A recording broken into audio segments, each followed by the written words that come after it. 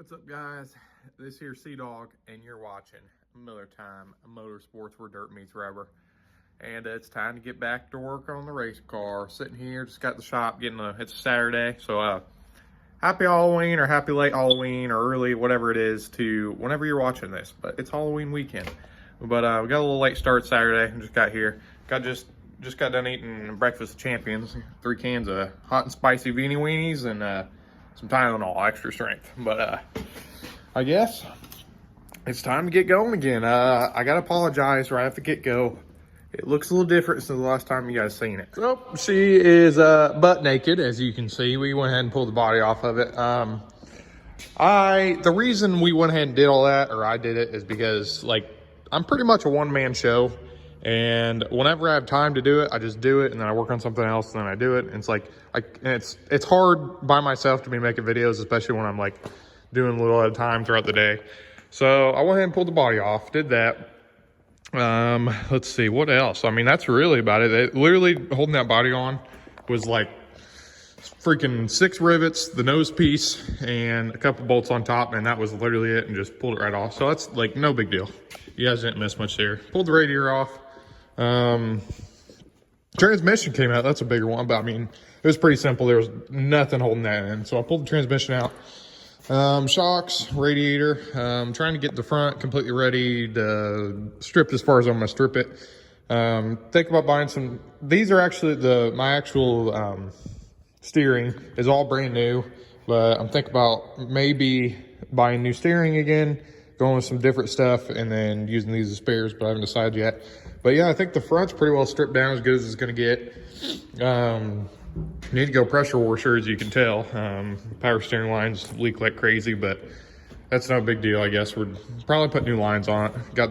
Last time I went and got this line from Napa, probably put all new Napa lines on it. Well, looks like that Napa line might be leaking. It might be from that. But anyway, yeah, the front's all stripped down. Something else. I keep going back and forth, guys, on what color it's going to be. So leave in a comment what you guys think. I've talked to everyone I've asked has told me different things. It's 50-50 right now. So I think I decided I am going to paint. It's going to be different, but I'm painting the body gray, believe it or not. Gray. And the roll cage is either going to be red or blue, and I don't know yet. I'm a huge patriot, and I love all the red, white, and blue themes, so it's going to be something along those lines. So what do you guys think? Red roll cage or blue roll cage? And then obviously the numbers and all that and all the little stuff is going to be red and blue, but the body's going to be gray. I think I'm going to paint everything gray or black or red or blue. So let me know what you guys think. I almost kind of thought, just looking at here, it's almost kind of cool to have red and blue in the cage, but I mean, that was just a thought, but I think it's kind of stupid. But yeah, just let me know. But anyway, I guess now what we're going to do is need to take this whole deck apart, or whatever you call that.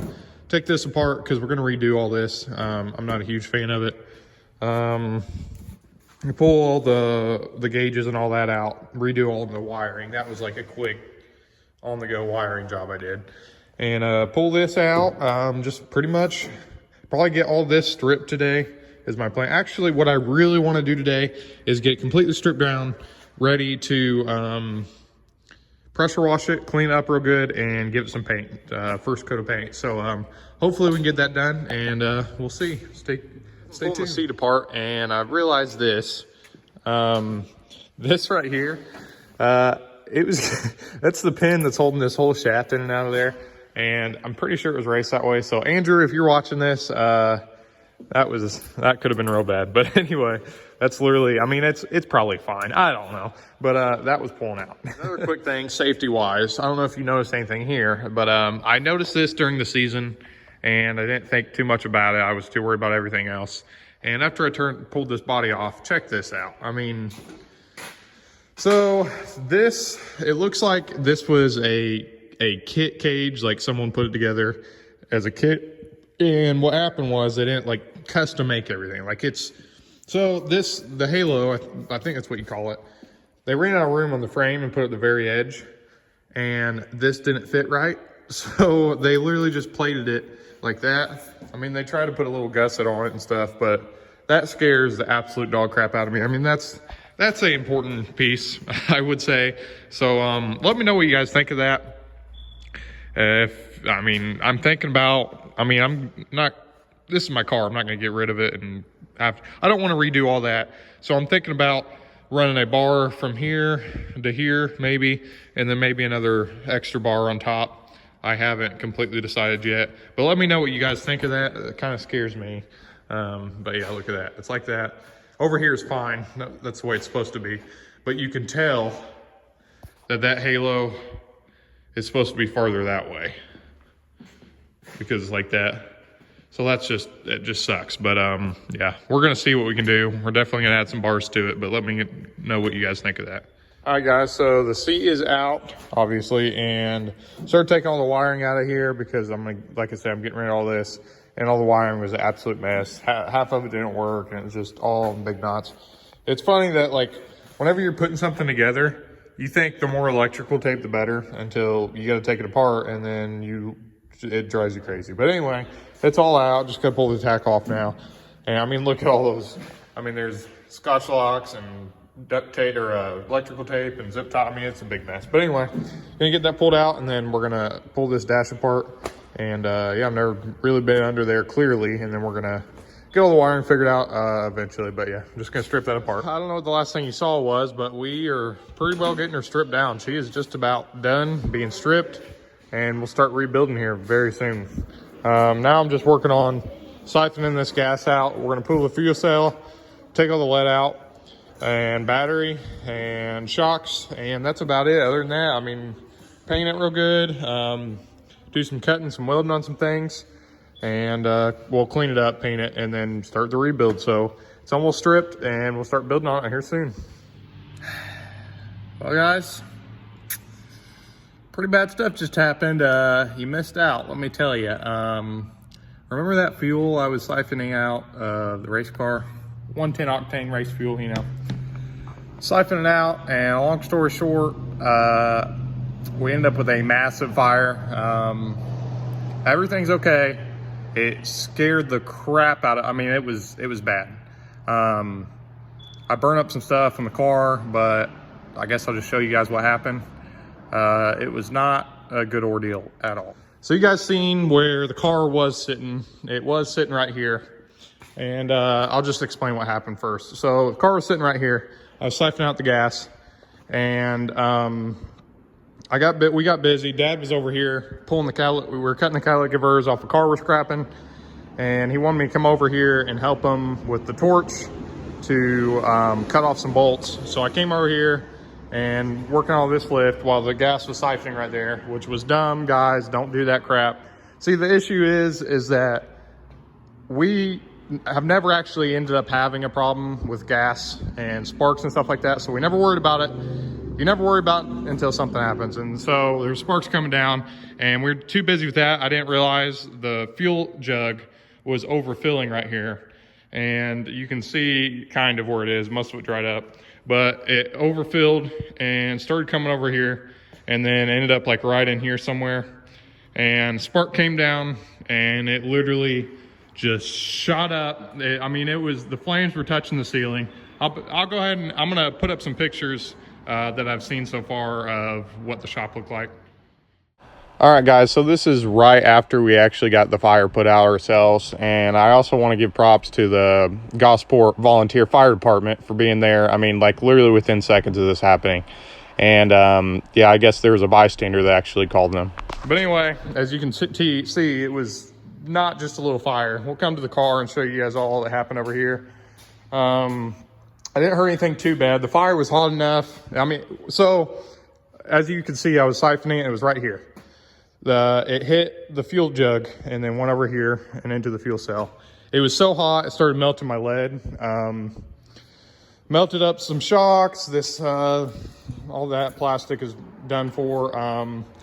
I left, like an idiot, I left my transponder in here. I don't know why I had the transponder in here. Melted that completely. But I mean, overall, I think most everything in here is all right. But I mean, this is where the fire was, obviously, right here.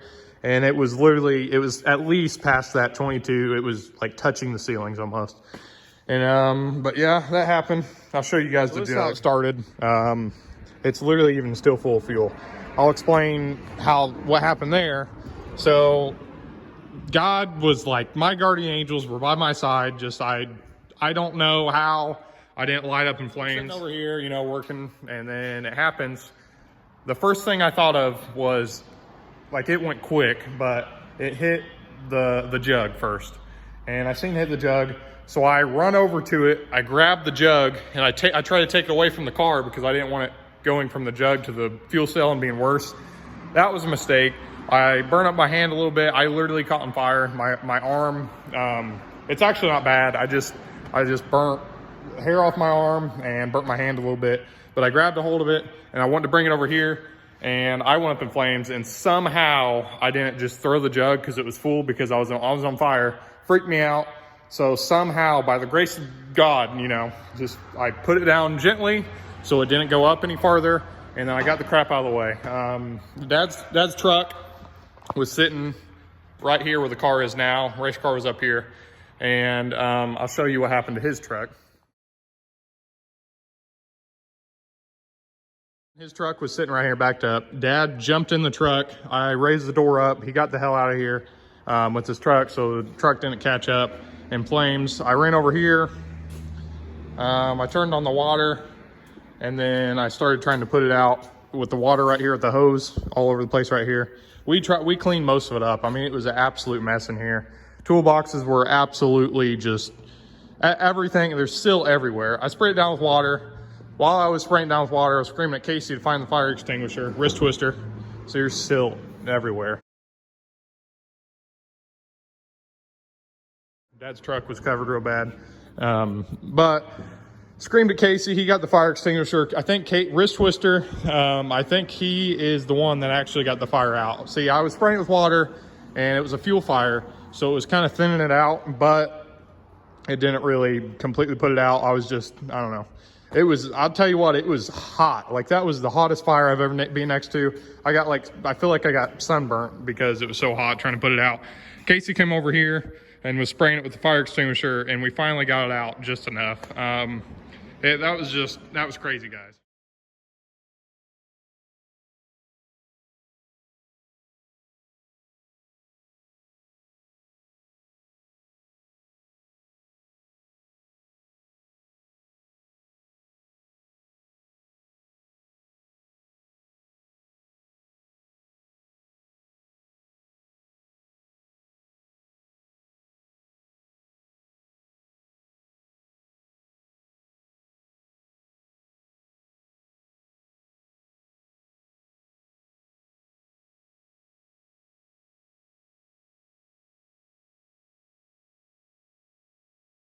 I had to run in and try to open this door over here to let the smoke out. I don't know if there's a lady that lives in an apartment upstairs over here, and we're freaking out about the smoke. She came running out. She's got kids and everything, and smoke was rolling out of her actual apartment too.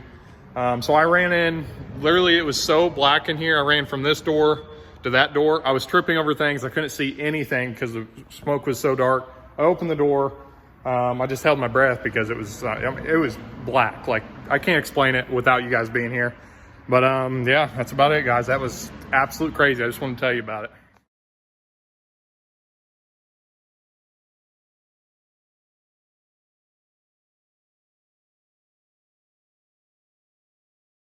More of the story is, be careful what you guys are building on your stuff to this year, you know.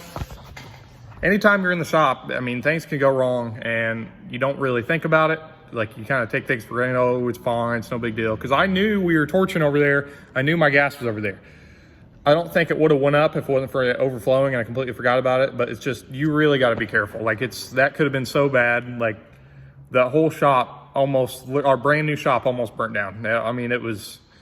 And even we're lucky equipment didn't get burnt, because we don't even have insurance on this place or on our equipment until in 2 days. By the time you see this video, we'll have insurance. But when this fire happened, we didn't have any insurance on the building. We didn't have any insurance on the lifts, any equipment. So, I mean, we were absolutely lucky for it to be as small as it was. But yeah, I think I'm gonna go ahead and call it for the day and work on the race car. I'm done with it for the day. I'm just stressed out. But yeah, I think that's about it. Be expecting us to do a lot more. We didn't really tear anything up in the car too bad. So plan's still the same. But yeah, follow us on Instagram. Be ready for the next video. Follow Fleming Family Racing on YouTube. And yeah, that's about it, guys. We'll see you on the next one.